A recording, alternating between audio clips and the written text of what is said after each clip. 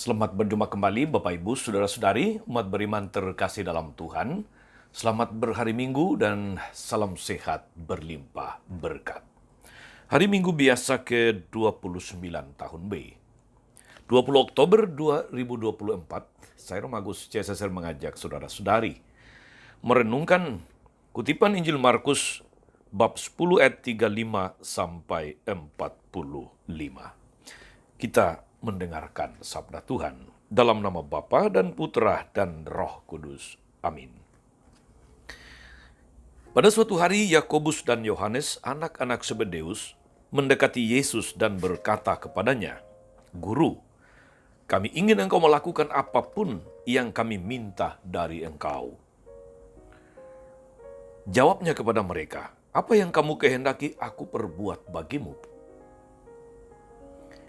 Lalu kata mereka, "Perkenankan kami duduk dalam kemuliaan-Mu kelak, yang seorang di sebelah kananmu, yang seorang lagi di sebelah kirimu."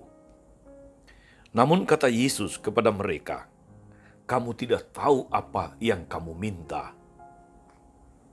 Dapatkah kamu meminum cawan yang kuminum dan dibaptis dengan baptis yang kuterima?" Jawab mereka, "Kami dapat."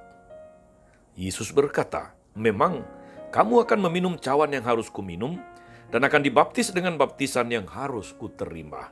Namun, hal duduk di sebelah kananku atau di sebelah kiriku, aku tidak berhak memberikannya.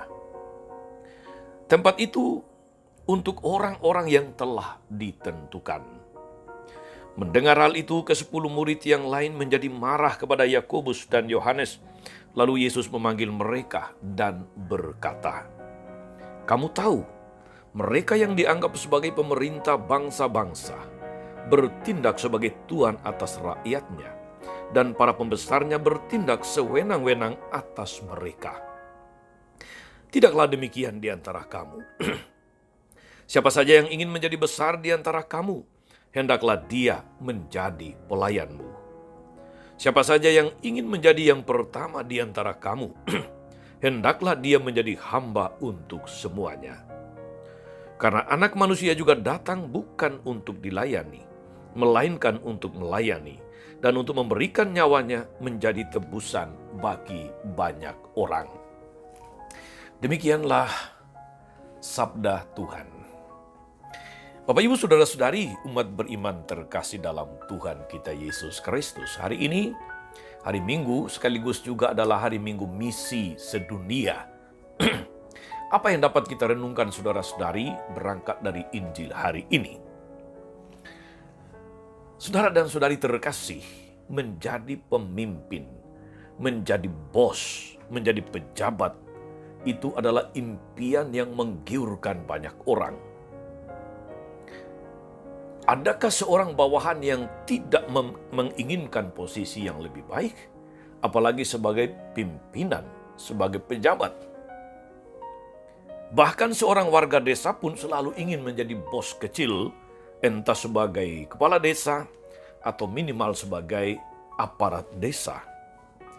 Bahkan anak kecil pun kalau ditanya mau jadi apa nanti, tidak sedikit yang menjawab bahwa mereka mau menjadi presiden.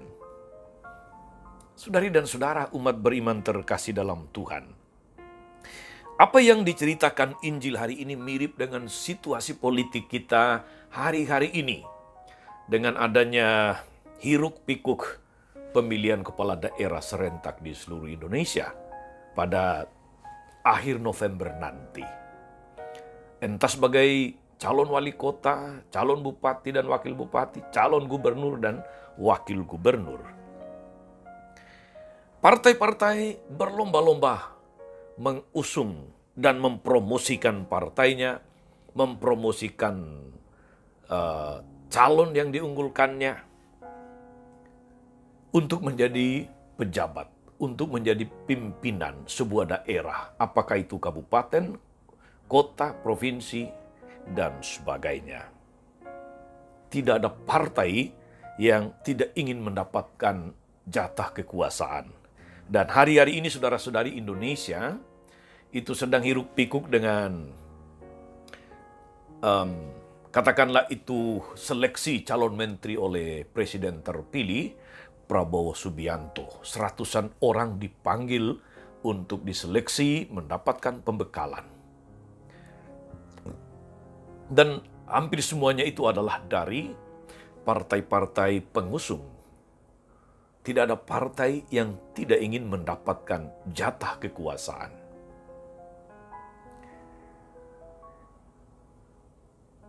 Mereka ingin mendapatkan jatah menteri, atau wakil menteri, atau komisaris, dan sebagainya. Dapat kita simpulkan, saudara-saudari, bahwa motivasi mereka sangat jelas untuk mendapatkan jatah kekuasaan. Pemimpin atau kepemimpinan memang sangat terkait dengan kekuasaan, dengan jabatan. Dengan menjadi pemimpin, seseorang mempunyai kuasa untuk melakukan atau mewujudkan sesuatu. Kekuasaan itu adalah baik sejauh memang dimanfaatkan sebagai sarana untuk mencapai tujuan yang lebih mulia. Sebagai sarana, saudara-saudari, kekuasaan itu sebenarnya adalah sebuah otoritas untuk melayani, otoritas untuk mengabdi. Kepemimpinan ada karena dibutuhkan untuk tugas pelayanan. Membawa semua orang yang dipimpin ke arah yang lebih baik, lebih maju dan lebih sejahtera.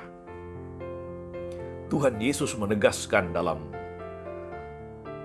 Injil hari ini bahwa hakikat atau substansi dari kekuasaan atau kepemimpinan itu adalah siapapun yang terbesar di antara kamu, hendaklah dia menjadi pelayanmu. Jadi yang terbesar itu, para pemimpin itu adalah pelayan, abdi, bukan bos.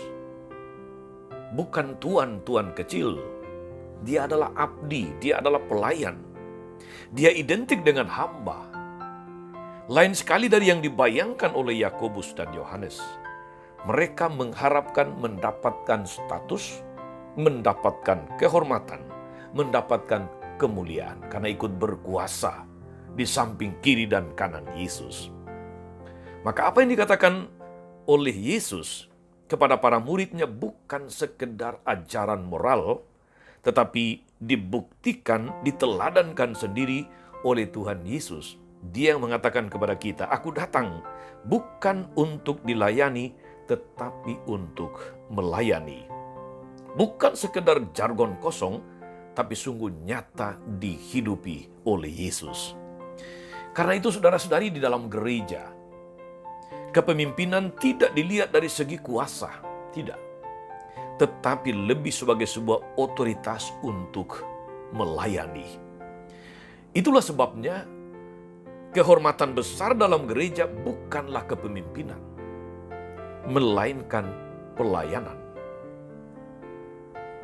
Almarhum Romo Mangunwijoyo menjadi tokoh besar nasional bukan karena menjadi pemimpin partai, tapi justru karena beliau pernah hidup bersama, melayani orang-orang miskin di pinggiran Kali Code di Yogyakarta. Bunda Teresa dari Kalkuta menjadi besar bukan karena dia menerima hadiah Nobel perdamaian, tetapi karena dia mendampingi, dia melayani orang-orang yang sekarat, orang-orang yang miskin di rumah-rumah kumuh di Kalkuta.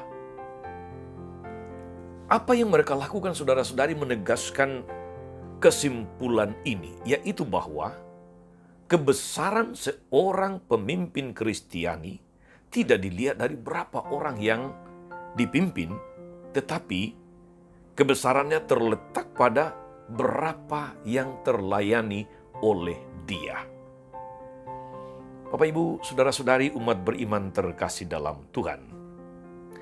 Apapun status kita, tidak harus menjadi pemimpin. Kita dipanggil untuk melayani. Apapun pekerjaan kita, kita diingatkan untuk melayani. Meskipun kadang kita tersenyum melihat semboyan-semboyan di kantor-kantor. Kami siap melayani Anda. Kami ada untuk Anda. Atau kadang-kadang ada jargon tiada hari tanpa pelayanan. Dan masih banyak lagi jargon, istilah yang mentereng, sungguh indah kedengaran, tapi praktiknya seringkali sabar dulu. Saudara-saudari umat beriman terkasih dalam Tuhan, mari kita cerna ajakan Yesus ini. Yang terbesar di antara kamu, hendaklah dia menjadi pelayanmu. Kita melihat dalam hidup kita saudara-saudari, dalam aktivitas kita, dalam bidang kita masing-masing. Apakah seluruh aktivitasku, apakah seluruh karyaku, apakah seluruh keterlibatanku, kulakukan dalam rangka pelayanan? Apakah kita lebih ingin dilayani atau melayani? Atau berapa yang melalui saya orang terlayani? Jawabannya ada di dalam sikap dan tindakan kita masing-masing. Semoga saudara-saudari, sabda Yesus hari ini memicu semangat pelayanan kita, bahwa kebesaran kita tidak terletak di dalam jabatan atau status, tetapi di dalam kenyataan bahwa kita mampu melayani banyak orang. Aku datang bukan untuk dilayani, tetapi untuk melayani. Tuhan Yesus memberkati kita semua. Amin. Tuhan Yesus Kristus, kami bersyukur atas sabdamu yang meneguhkan kami untuk memiliki semangat pelayanan, semangat sebagai abdi. Jauhkan kami dari semangat untuk sekedar mencari status dan jabatan, tapi mampukan kami dalam segala status, dalam segala situasi, dalam segala karya-karya kami mampu menjadi abdi, mampu menjadi pelayan bagi banyak orang. Terpujilah nama-Mu Tuhan sepanjang segala masa. Amin. Saudara-saudari sekalian, berkat Allah turun atas saudara-saudari, atas mereka yang kita doakan atau kita janjikan doa mereka yang sakit dan menderita. Segala rencana, karya, dan pelayanan sepanjang hari ini, Bapa dan Putra dan Roh Kudus. Amin. Tetap sehat, teruslah menjadi berkat. Jangan lupa like, subscribe, nyalakan lonceng notifikasinya. Salam 52, Tuhan memberkati.